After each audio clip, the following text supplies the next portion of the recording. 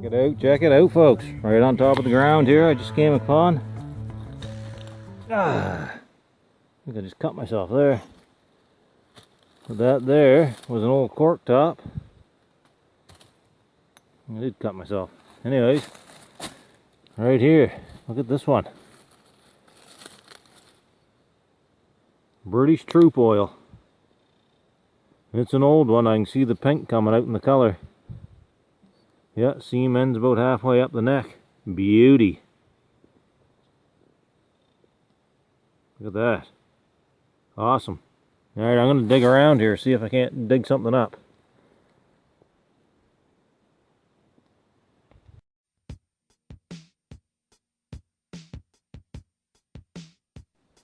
Just pop this one out, folks. It's a weird top on it. I thought it was screw top at first. It isn't though. There's no embossing on it. The bottom's just got the mold number, 146. Popped it out right down here in between the roots of this tree. Neat looking one. Alright, we'll keep plugging away here. This, oh yeah, I just wanted to say this is my third time to this location. Just hunting around trying to find a bottle dump. And today happens to be the lucky day, so just a bit of advice, don't give up on the first try. Okay?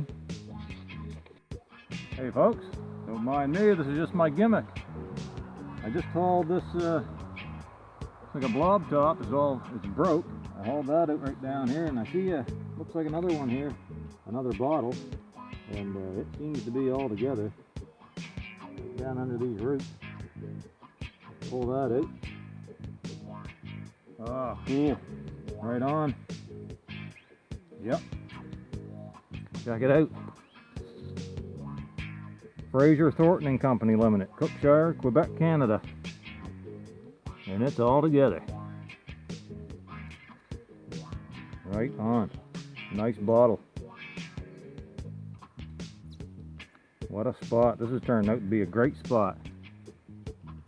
Alright folks, gonna keep on digging.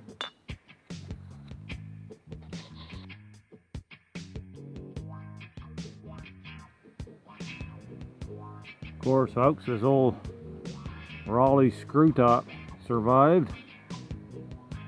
Looks like it's getting a pinkish tint to it though.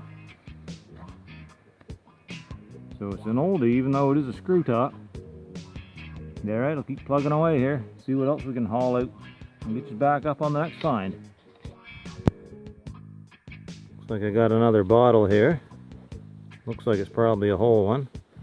Big square one, it's got embossing on the bottom. There we go, Rundle's Liniment. Okay, I found these before.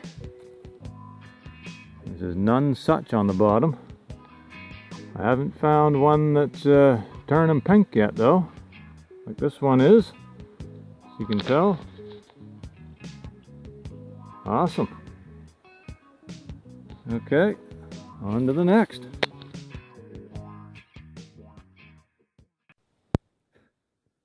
Looks like I got another one here. That's not it, it's a big broken amber flask. Right here. Okay, a big old pickle jar or something. This contents, 10 ounces. It's an oldie. Alright, let's keep going.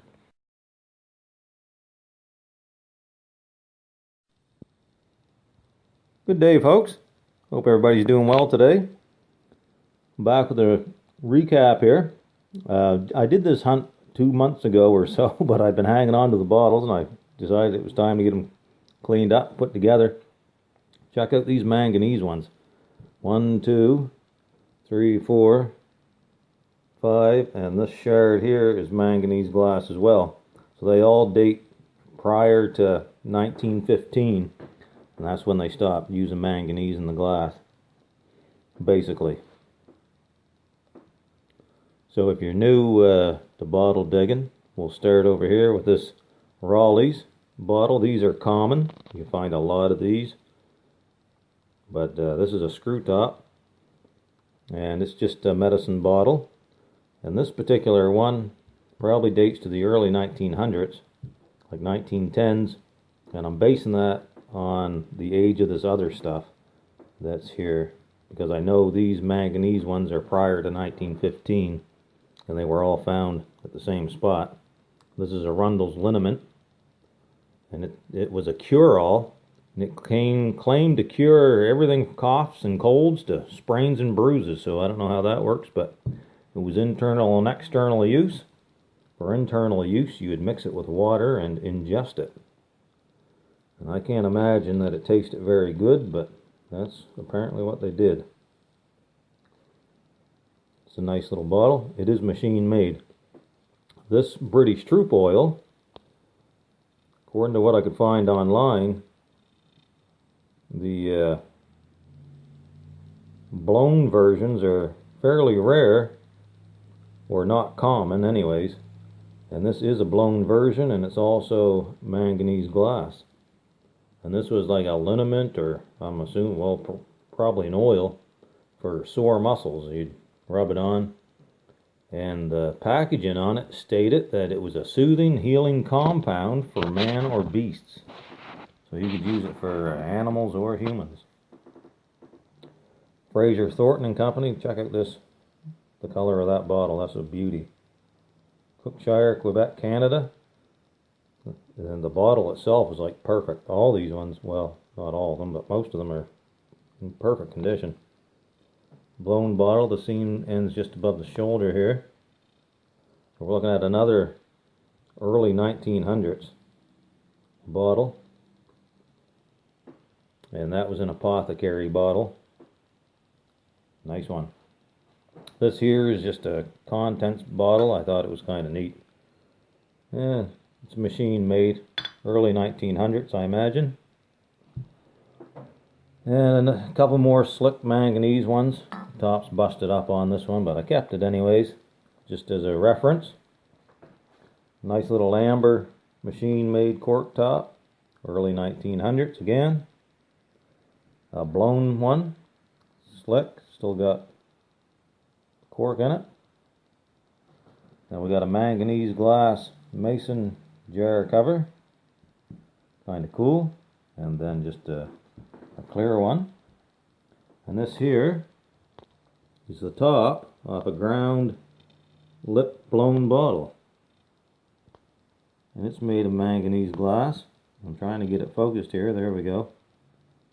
And you can check out, it's a screw top. But check out how thick the threads are on that.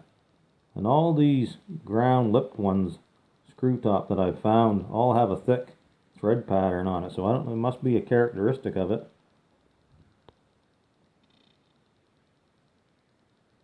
Check it out. And that is a blown bottle. Okay, so there we have it. Nice little variety. Well, actually, most of them are medicine bottles. But, well, I hope you enjoyed the video and the hunt and the cleanup. And we'll see you all in the next one. Thanks for watching, everyone.